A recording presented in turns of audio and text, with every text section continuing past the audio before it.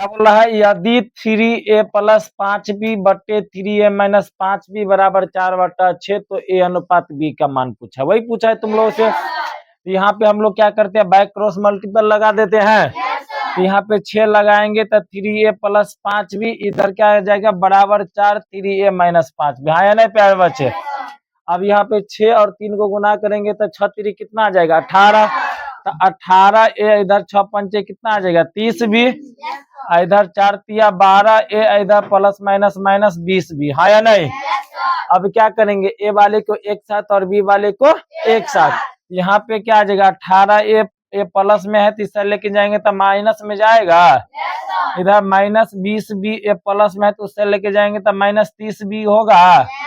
तो 18 में से जब आप 12 को घटाएंगे तो कितना कितना आएगा 6a, इधर कितना आ जाएगा माइनस 50 भी, हाँ या नहीं।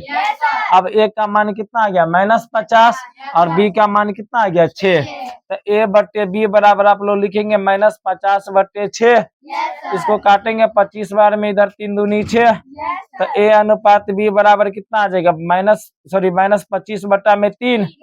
इस प्रकार हम लोग बोल सकते हैं a अनुपात b बराबर माइनस 25 अनुपात कितना आ जाएगा 3, हाँ या नहीं। कोई दिक्कत किसी भी प्रकार की। चलिए छापिए जल्दी, देखो खड़ा होंगे। सवाल मेरा क्या कहता है, 16 अनुपात x समानुपात 12 अनुपात 16 में x का मान निकालने के लिए, यही ना। तो अनुपात मतलब तुम लोग को पता ही है बट्टा, और समानुपात मतलब क्या होता है बराबर।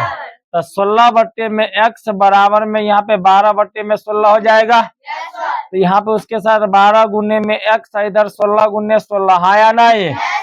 तो x बराबर यहाँ पे 16 गुने 16 बट्टे में 12 किए होंगे, यहाँ पे काटे होंगे तो कितना आएगा 6 बार में, इधर 8 बार में, इधर 3 बार में, इधर 4 बार में, तो 16 चौका अब बट्टे में किन किन का, ठीक गुड स्टार्ट।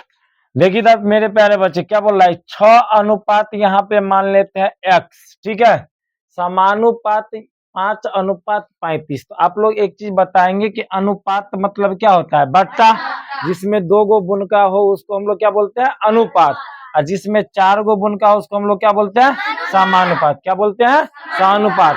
तो एक चीज याद रखना, अनुपात मतलब होता है बट्टा, समानुपात मतलब होता है बराबर। अनुपात मतलब क्या होता है बट्टा, समानुपात मतलब क्या होता है बराबर, हाँ या नहीं। तो यहाँ पे जो हमको दे रखा है 6 अनुपात x, यहाँ पे 5 अनुपात 35, हाँ या नहीं। तो 6 बट्टे में x अनुपात समानुपात मतलब क्या हो जाएगा बराबर, यहाँ पे 5 बट्टे में कितना आ जाएगा 35, वही ना। अब गुना कोनी गुना करेंगे तो 5 और x को गुना करेंगे तो कितना आ जाएगा 5x, और उसके बाद 6 गुने 35 लिख सकते हैं कि नहीं लिख सकते हैं।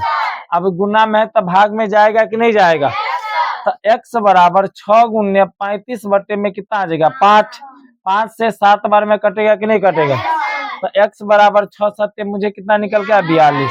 किस सबको आया है, गुड। अब बाकी जो देंगे तो बना लेंगे ना, चलो स्टार्ट।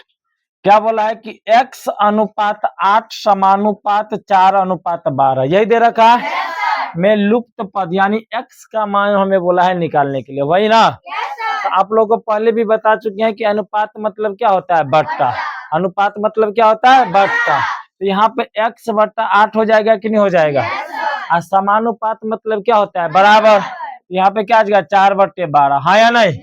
और जब बट्टा में आ गया तो कोना कोनी हम लोग गुना करेंगे कि नहीं, तो x और 12 को गुना करेंगे तो कितना आ जाएगा 12x, इधर 4 गुने कितना आ जाएगा 8, अब एक गुना में तीसरे लेके जाएंगे तो भाग में जाएगा, x बराबर लिखेंगे 4 गुने 8 बट्टे में कितना आ गया 12, तो 4 तिया 12, x बराबर कितना आ गया 8 बट्टे 3। किस सबको, गुड उतार जल्दी। देखो इधर क्या दे रखा है 12, 14, 34 का चतुर्थ अनुपात, वही ना। तो चतुर्थ मतलब मान लेते ये पहला संख्या हमको कितना दे रखा है a, दूसरा संख्या कितना हो गया b, तीसरा संख्या कितना c, लेकिन चतुर्थ मतलब चौथा होता है, तो चौथा संख्या मुझे नहीं दे रखा है तो हम लोग मान लिए d, ठीक है। अब यहाँ पे अनुपात, यहाँ पे क्या रहता है समानुपात, यहाँ पे अनुपात, हाँ या नहीं। तो यहाँ पे d का मान मुझे नहीं दे रखा है तो हम लोग d बराबर कितना मान लेंगे x, d बराबर कितना मान लेंगे x, और a का मान मुझे कितना दे रखा है 12, b का मान कितना दे रखा है 14, तो 12:14 समानुपात सी का मान 24:x हो जाएगा कि नहीं हो जाएगा? चौथा अनुपात में बोला है तो हम लोग चौथा क्या मान लेंगे? x। अब अनुपात मतलब क्या होता है? बट्टा। तो 12/14 हो जाएगा। समानुपात मतलब क्या हो जाता है? बराबर। तो 24 में x हो जाएगा। तो कोना कोनी गुना करेंगे तो 12 और x को गुना करेंगे तो कितना आ जाएगा? 12x। इधर 24 गुने 14 तो x बराबर गुना में तो भाग में लेके गए होंगे। तो 24 गुने 14 में 12। तो 12 से जब आप गुना करेंगे तो 12 दूनी 24 तो 14 दूनी 28। यानी हम लोग को क्या बोला था? चतुर्थ अनुपात ज्ञात करने के लिए। तो चतुर्थ अनुपात बराबर हमको कितना निकल के आ गया? 28। समझ में आया? चल ठीक है। देखिए इधर 16 तथा 24 का तृतीय अनुपात ज्ञात करने के लिए बोला, यही ना? तो कमजोर से बोलो। तृतीय अनुपात मतलब एक चीज याद रखना कि तृतीय अनुपात बराबर फॉर्मूला होता है।